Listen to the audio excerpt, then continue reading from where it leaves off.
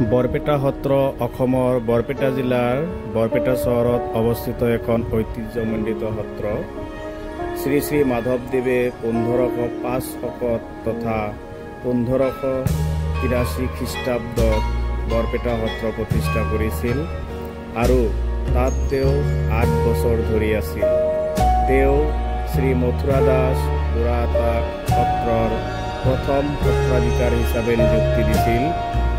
বুঢ়াতাই সত্ৰৰ প্ৰশাসনিক দিশটো শক্তিশালী কৰি বৰপেটাৰ আঞ্চলিক আৰু প্ৰতিষ্ঠানিক উন্নয়ন সাধন কৰিছিল। এক গণতান্ত্ৰিক ব্যৱস্থাৰো প্ৰৱৰ্তন কৰা হৈছিল, যি ব্যৱস্থা আজিও চলি আছে। বহুসংখ্যক ভক্ত বৰপেটালৈ আহিছিল আৰু জাতি বৈষম্য পৰিহাৰ কৰি বৈষ্ণৱ ধৰ্ম গ্ৰহণ কৰি এক সাম্যবাদী সমাজ গঢ়ি তুলিছিল। ভক্তসকলৰ মাজত এক নতুন কৰ্ম সংস্কৃতিৰ ধন ধৰি উঠিছিল। আৰম্ভণিতে সত্ৰখন কেঁচা ঘৰ আছিল। আগেয়ে সজোৱা এই ঘৰটো 1952 চনত ডাঙৰ খুঁটাৰে আৰু চিত্ৰখোদিত বেৰেৰে পকীকৰণ কৰা হয়। আগতে সত্ৰখনক বৰপেটা থান বোলা হৈছিল। সত্ৰ চৌহদৰ ভিতৰত কিছুমান সুকীয়া গীত আছে। সত্ৰ চৌহদ 3টা বাটচৰাৰ সৈতে আৰম্ভ হয়। মুখ্য সত্ৰ চৌহদ দেৱালৰ দ্বাৰা আবৃত। এই বাটচৰা কেইখন হৈছে নহাটী বাটচৰা পশ্চিম ফালে প্ৰৱেশ, উত্তৰহাটী বাটচৰা উত্তৰ ফালে প্ৰৱেশ, দক্ষিণহাটী বাটচৰা দক্ষিণ ফালে প্ৰৱেশ। সত্ৰৰ পূবফালৰ পৰা কোনো প্ৰৱেশ নাই, কিয়নো পূবফালে হৰিজান নামৰ এখন নিজৰা বৈ গৈছে। বাটচৰাৰ দৰে মুখ্য সত্ৰ চৌহদত প্ৰৱেশ কৰিবলৈ 3টা প্ৰৱেশ দ্বাৰ আছে। এইকেইখন হৈছে উত্তৰ দুৱাৰ, দক্ষিণ দুৱাৰ আৰু পশ্চিম ফালে দালান। দালানক মুখ্য প্ৰৱেশ দ্বাৰ বুলি গণ্য কৰা হয়। সত্ৰৰ কীৰ্তন ঘৰ চৌহদৰ প্ৰায় কেন্দ্ৰত অৱস্থিত। ই পশ্চিমৰ মুখ্য প্ৰৱেশ দ্বাৰ আৰু সাজঘৰৰ পূবত অৱস্থিত। মুখ্য পশ্চিম দ্বাৰৰ ওচৰত 2টা কাঠৰ স্তম্ভ আছে। পৰম্পৰাগতভাৱে ইয়াক তুলসী খুঁটা বুলি জনা যায় আৰু ইহঁতে মুখ্য ভৱনটোক ধৰি ৰাখে। ইয়াত গৰু আসন আছে আৰু ইয়াৰ পিছফালে 2টা ডাঙৰ গছত অক্ষয় বন্তি জ্বলোৱা হয়। গৰু আসনৰ পিছফালে পূব কোণত 2খন চকী আছে। এই চকী দুখনক বুঢ়া সত্ৰীয়া আৰু ডেকা সত্ৰীয়া বোলে আৰু তেওঁলোকৰ দৈনন্দিন কাৰ্যকলাপত ইয়াক ব্যৱহাৰ কৰে। কীৰ্তন ঘৰত 3টাকৈ গুৰু আসন আছে। বিশ্বাস কৰা হয় যে এই গুৰু আসন শংকৰদেৱ, মাধৱদেৱ আৰু পদ্ম আতাৰ নামৰ সৈতে জড়িত। সাধাৰণ বিশ্বাস অনুসৰি এই 3জন গুৰু আসন ভগৱান কৃষ্ণৰ প্ৰতি এক মিশ্ৰিত ৰূপ সমৰ্পিত। গুৰু আসন আগত 7টা বৰ শৰাই এটা শাৰীত ৰখা হয়। প্ৰতিটো বৰ শৰাইৰ সন্মুখত চাকি জ্বলোৱা হয়। কীৰ্তন ঘৰৰ ভিতৰত কোনো ঈশ্বৰ বা দেৱীৰ মূৰ্তি নাই। বৈষ্ণৱ কীৰ্তিচিহ্নৰ উপৰি আহোম ড্ৰেগন ঙি-ঙাও খাম বৰপেটা সত্ৰত দেখা যায়। সত্ৰৰ ভাঁজঘৰক মণিকূট বুলি কোৱা হয়। এই অঞ্চলত সোণ আৰু ৰূপৰ মূল্যৱান অলংকাৰ ৰখা হয় আৰু কিছুমান দেৱতাৰ মূৰ্তিও ইয়াত ৰখা হৈছে। সত্ৰৰ ভাঁজঘৰক মণিকূট বুলি কোৱা হয়। এই অঞ্চলত সোণ আৰু ৰূপৰ মূল্যৱান অলংকাৰ ৰখা হয়। কিছুমান দেৱতাৰ মূৰ্তিও ইয়াত ৰখা হৈছে।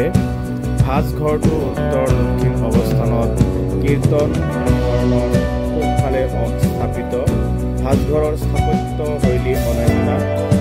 ভাঁজঘৰত যোৱা 400 বছৰ ধৰি অক্ষয় বন্তি নামেৰে বন্তি ক্ৰমাগতভাৱে জ্বলি আছে।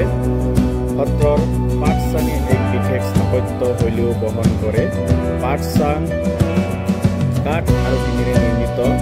ইয়াক ভাঁজঘৰৰ সমান্তৰালভাৱে নিৰ্মাণ কৰা হৈছে।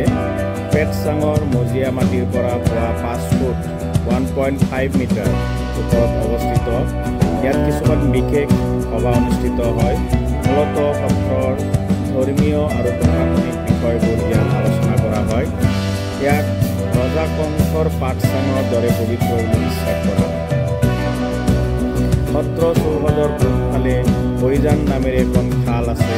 পূবৰ সত্ৰ চৌহদ স্পৰ্শ কৰা খালৰ পাৰটো সাতপুতি ঘাট বুলি কোৱা হয়। শ্ৰীমন্ত শংকৰদেৱৰ প্ৰিয় শিষ্য শ্ৰী মাধৱদেৱে এই খালত অন্যান্য ভকতৰ সৈতে গা ধুইছিল। এই খটখটিসমূহ শিলেৰে নিৰ্মাণ কৰা হৈছিল। জানৰ পানীৰ মাজত কৃষ্ণৰ মূৰ্তি নিৰ্মাণ কৰা হৈছে। বৰপেটা সত্ৰৰ মঠটো আহোমসকলৰ স্থাপত্যশৈলীৰ সৈতে একে। কিছুমান মূল্যৱান শংকৰ মাধৱৰ স্মৃতিচিহ্ন মঠত ৰখা হৈছে। ইয়াত শংকৰদেৱ আৰু মাধৱদেৱে ভৰি ধুবলৈ ব্যৱহাৰ কৰা এটা শিল, শংকৰদেৱৰ দশক আৰু মাধৱদেৱৰ নাম ঘোষাৰ পাঠ, ভক্তি ৰত্নাৱলী আৰু মধুৰা দাসক পাৰিশ্ৰমিক হিচাপে দিয়া দুটা নাগিৰী মুদ্ৰা আছে। শ্ৰীৰাম আতাৰ ঘৰ বা ভীতি মাধৱদেৱৰ ঘৰৰ বিপৰীতে স্থাপন কৰা হৈছিল। বৰ্তমান এই স্থানত এটা কুঁৱা নিৰ্মাণ কৰা হৈছিল। এই কুঁৱাটোৰ পানী পবিত্ৰ বুলি ধাৰণা কৰা হয় আৰু এই কুঁৱাটোৰ পানী সত্ৰৰ সকলো কামত ব্যৱহাৰ কৰা হয়। সত্ৰৰ উত্তৰ পূব অৱস্থানত বৰপেটা সত্ৰৰ মথুৰা দাস বুঢ়া আটাৰ প্ৰথম প্ৰক্ৰিয়া ঠাইত এটা সৰু কিন্তু ধুনীয়া ঘৰ নিৰ্মাণ কৰা হৈছে। ইয়াক বুঢ়া আটা ভীতি বোলে। সত্ৰৰ ভাগৱত গৃহ এখন এটা দেৱাল অবিহনে খোলা ইংৰাজী এল আকৃতিৰ ঘৰ। ইয়াক প্ৰাৰ্থনা গৃহ হিচাপে ব্যৱহাৰ কৰা হয়। প্ৰতিদিনে ৰাতিপুৱা আৰু সন্ধিয়া মানুহে ভাগৱত শুনিবলৈ ইয়ালৈ আহে। দৌল বা হোলীৰ সময়ত ভাগৱত ঘৰটো অস্থায়ী চিকিৎসা গৃহ হিচাপে ব্যৱহাৰ কৰা হয়। সত্ৰখনৰ সভাঘৰ কীৰ্তন ঘৰৰ উত্তৰ পশ্চিম স্থিতিত অৱস্থিত এখন মুকলি ঘৰ। সম্প্ৰদায়ৰ সাধাৰণ সভা ইয়াত অনুষ্ঠিত হয়। সভাঘৰৰ উত্তৰ ফালে এটা সৰু ঘৰ আছে। ইয়াক জগমোহন গৃহ বুলিও জনা যায়। জগমোহন গৃহত সত্ৰৰ ভকতসকলে যিকোনো ধৰণৰ অসুবিধাসমূহ আলোচ কৰে। সত্ৰখনৰ উত্তৰ পশ্চিম কোণত আৰু উত্তৰ প্ৰৱেশ দুৱাৰৰ ওচৰত এক অনন্য ডিজাইনৰ 7 খলপা খটখটিযুক্ত দৌল আছে। মুখ্যতঃ দেউল উৎসৱৰ সময়ত কলীয়া ঠাকুৰ বা কইলা বাবাক ৰখাৰ বাবে এই ভৱন ব্যৱহাৰ কৰা হয়। সত্ৰৰ ভিতৰত এখন ৰংগমঞ্চ আছে। ইয়াৰ আগফালে মানুহে মুকলিকৈ কলা প্ৰদৰ্শন কৰিব পাৰে। ইয়াৰ পিছফালে সীমাৰ সৈতে আৱৰণ দেৱালেৰে আবৃত আৰু মঞ্চত বিভিন্ন কলা প্ৰদৰ্শন কৰা হয়। সময়ে সময়ে ইয়াত কলা আৰু সাংস্কৃতিক কাৰ্যকলাপ প্ৰদৰ্শন কৰাৰ বাবে ই এখন আধুনিক মঞ্চ। ফাকুৱাৰ লগত জড়িত অসমৰ অন্যতম উৎসৱ হ'ল দৌল উৎসৱ। বৰপেটাৰ স্থানীয় ভাষাত এই উৎসৱক দেউল বোলা হয়। বৰদোৱাত মহাপুৰুষ শ্ৰীমন্ত শংকৰদেৱে দৌল উৎসৱৰ সূচনা কৰিছিল যদিও বৰপেটা ধামত 1518 শকত বৰপেটা সত্ৰৰ মথুৰা দাস বুঢ়া আটাই প্ৰথমবাৰৰ বাবে ইয়াক প্ৰচলন কৰে। এই দিনাৰ পৰা পৰম্পৰাগতভাৱে ইয়াক পালন কৰি অহা হৈছে। দেউল উৎসৱৰ এমাহ মানৰ আগৰে পৰা ইয়াৰ প্ৰস্তুতি আৰম্ভ হয়। ধৰ্মীয় আচাৰ ভক্তিৰস আৰু সমন্বয়ৰ উৎসৱ হিচাপে বৰপেটাৰ দেউল উৎসৱ চিহ্নিত হৈ আহিছে।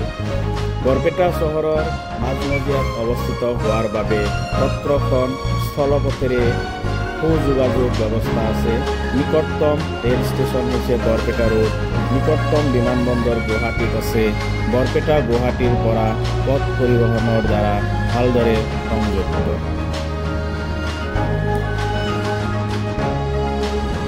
মথুৰা দাস বুঢ়া আটা জন্ম 1412 শতাব্দ আৰু মৃত্যু 1561 শতাব্দ। প্ৰকৃত নাম গোপাল তাঁতী। মহাপুৰুষ শ্ৰী শ্ৰী মাধৱদেৱে তেওঁক বৰপেটা সত্ৰৰ প্ৰথমগৰাকী সত্ৰাধিকাৰ নিযুক্ত কৰিছিল। গুৰুৰ আজ্ঞা শিৰত লৈ বুঢ়া আটাই নিষ্ঠা, বুদ্ধিমত্তা আৰু বিচক্ষণতাৰে সত্ৰ পৰিচালনাৰ লগতে বৰপেটাৰ সমাজ জীৱনত কিছুমান নতুন ব্যৱস্থাৰ প্ৰণয়ন কৰিছিল। বৰপেটা সত্ৰৰ 14 প্ৰসংগ আদি পৰম্পৰাৰ প্ৰতিষ্ঠাপক। এই সত্ৰৰ মূল কীৰ্তনঘৰ আৰু মণিপুৰ গৃহত মহিলাৰ প্ৰৱেশ নিষেধ। অৱশ্যে পুষ্পিতা হোৱাৰ আগতে ছোৱালীয়ে আৰু বিয়াৰ পিছত দৰা কইনা শৰণ লোৱাৰ সময়ত কইনাই কীৰ্তনঘৰত প্ৰৱেশৰ নিষেধাজ্ঞা নাই। এই নিষেধাজ্ঞা সন্দৰ্ভত 1919 চনৰ পৰা বিভিন্ন যুক্তিযুক্ততা চলি আহিছে।